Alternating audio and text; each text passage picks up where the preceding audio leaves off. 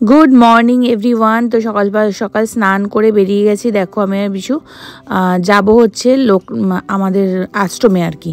তো এই যে এখানে নিতে চলেছি লোকনাথ পেপার হাউসে পেন।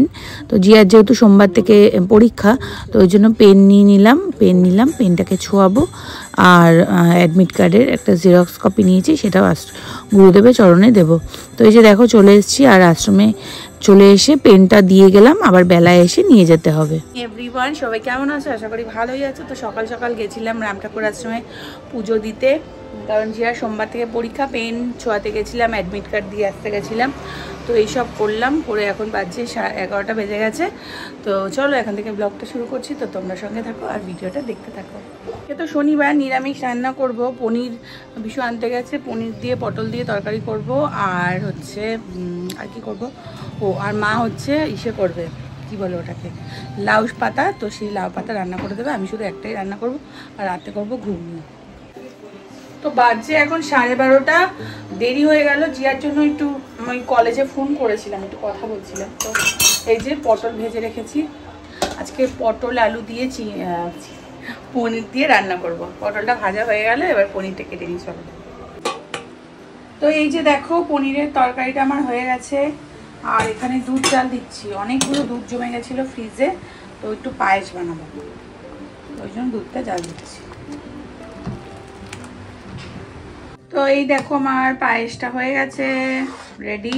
আর জিয়া আবার এই গুড়ের পায়েস অতটা পছন্দ করে না, ওর জন্য এই যে একটুখানি তুলে রেখেছি, মানে চিনি দিয়ে, তো অল্প একটু। তো এটা এখন নামিয়ে নেবো, হয়ে গেছে। তো এই যে এটা হচ্ছে লাউ পাতার তরকারি, এটা খুব ভালো করে মা। দেখতে একটু মনে হয় তেল ছাড়া, কিন্তু খুব ভালো হয়। এই যে নিয়ে নিয়েছি, আর জিয়াও আজকে খাচ্ছে। তো চলো খেয়ে নিই। আর এখানে তো পনিরের তরকারি আছে। এভরিওয়ান, তো এখন বেজে গেছে 7:30 বেজে গেছে। তো একটা জোরদার ঘুম দিলাম, 6টার সময় উঠলাম। আর এখন আমার কি হয়েছে, দুপুরবেলা এত ঘুম পেয়ে যায় না, মানে আমি চোখ খুলে রাখতে পারি না, খাওয়া হয়ে গেলে। আর রাত্রে ঘুম আসে না, দুপুরবেলা যেহেতু ঘুমাই, আর রাত্রিবেলা ঘুম আসে না। কি যে অবস্থা, 2টো, 2:30, 3টে বেজে যায় ঘুম আসতে। পাশে বিশু পড়ে পড়ে ঘুমায় নাক ডাকে, আর আমার ঘুম আসে না। তো এই হচ্ছে ব্যাপার। তো এখন হচ্ছে রান্না করব ঘুগনি। আজকে দুপুরবেলা রান্না করেছিলাম পনির দিয়ে, পটল দিয়ে। তো অতীব বাজে হয়েছে আজকের তরকারিটা, কেননা ওই সময় এত জিয়ারকে ইউনিভার্সিটিতে ভর্তি হওয়ার জন্য সেই লোক ফোন করছে, কত মানে 2-3টে ফোন আসছে, ওই কত আমার রান্নাটাই গন্ডগোল হয়ে গেল। তো যাই হোক, এখন করব ঘুগনি একটু ভালো করে মন দিয়ে করতে হবে। তো চল।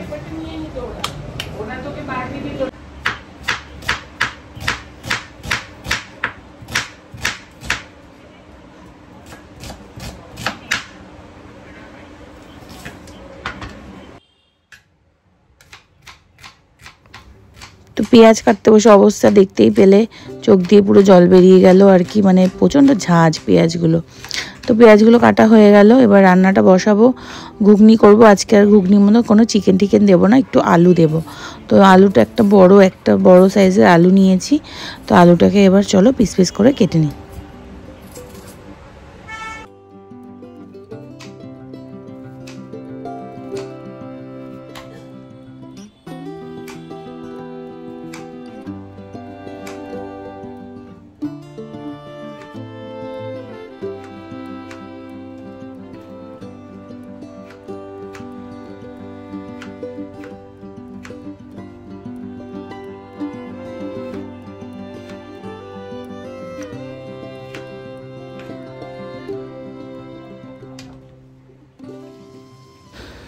তো এই যে আলুটাকে ভাজা বসিয়ে দিলাম, ছোট ছোট ডুমু ডুমু করে কেটে নিয়েছি। আমরা এটাই বলি, তোমরা কি বলো জানি না, মানে ছোট স্কোয়ারের মতো।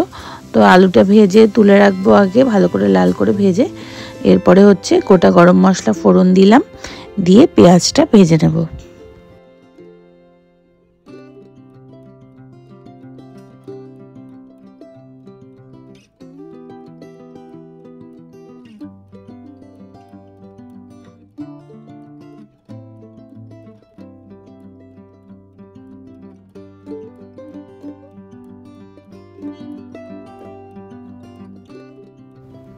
দেখো পেঁয়াজটা একটু বেশ লাল লাল করে ভাজা হয়ে গেছে, তারপরে 2খানা টমেটো দিয়ে দিলাম। টমেটোগুলোকে এবার ভালো করে পেঁয়াজের সাথে ভেজে নিতে হবে, মানে ভেজে নেব আর কি।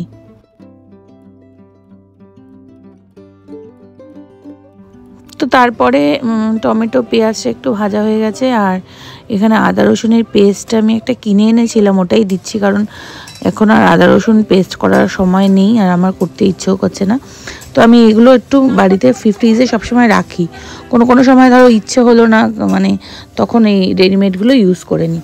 তো এর মধ্যে দেখো মশলা সব দিয়ে দিয়েছি, আমি দেখাতেই ভুলে গেছিলাম। এর মধ্যে দিয়েছি 2 চামচ ধনে, 1 চামচ জিরে, লঙ্কার গুঁড়ো, হলুদের গুঁড়ো, এইসব দিয়েছি। দিয়ে এবার এই যে ঘুগনিটা সেদ্ধটা দিয়ে দিলাম, আর একটু জল দিয়েছি, কারণ ঘুগনি তো টেনে যায়, প্রচণ্ড টেনে যায়, ওই জন্য একটু পাতলা করছি, আস্তে আস্তে ঘুগনিটা টেনে যাবে। ঘুগনিটা মোটামুটি হয়ে গেছে, একটু ফুটলে নুন মিষ্টি দেখে নামিয়ে দেবো। আর একটা জিনিস দেখাচ্ছি, এখন আবার চাউমিন অর্ডার করা হলো অনলাইন থেকে।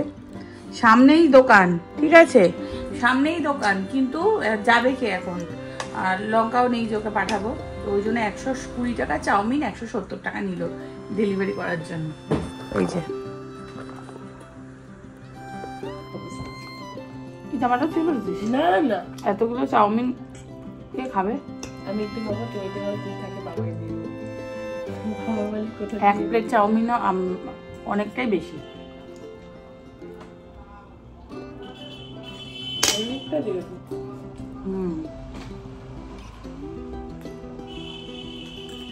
ওরা ভালো পড়ে, সাউথের সামনে তো একদম পাতলা পাতলা, একটু মোটা আছে।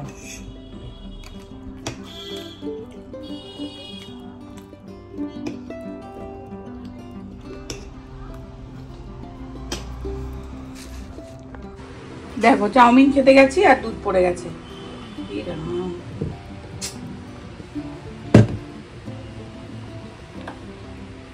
এই যে এখানে ঘুগনি হচ্ছে, আর ঘুগনিটা একটু ইচ্ছা করেই পাতলা করে করছি, কারণ ঘুগনি টেনে যায়, সবাই জানো। আর অল্প ওই আলু দিয়েছি, একটা মাত্র বড় আলু দিয়েছি। এবার মধ্যে দেওয়া বাকি আছে মিষ্টি, চিনি দেওয়া বাকি আছে, আর নুন একটু টেস্ট করতে হবে, নুন মনে হচ্ছে লাগবে।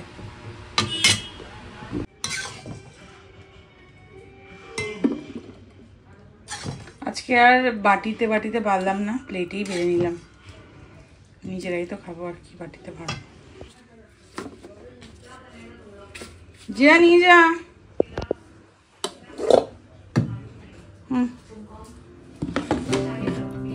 The next day.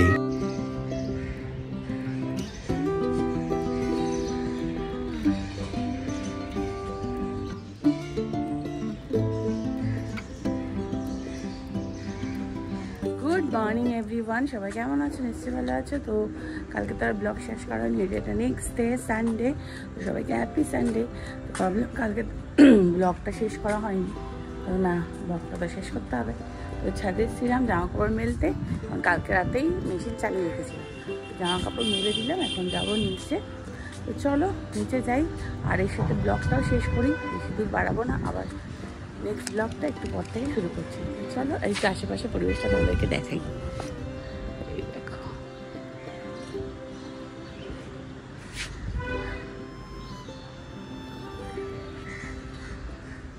এটা হচ্ছে সাউথ সিটি টাওয়ার, মানে আমাদের এই এলাকার এখন ল্যান্ডমার্ক বলতে পারো সাউথ সিটি মল, মানে মলটা না, এটা মানে রেসিডেন্স যেটা টাওয়ারটা আর কি।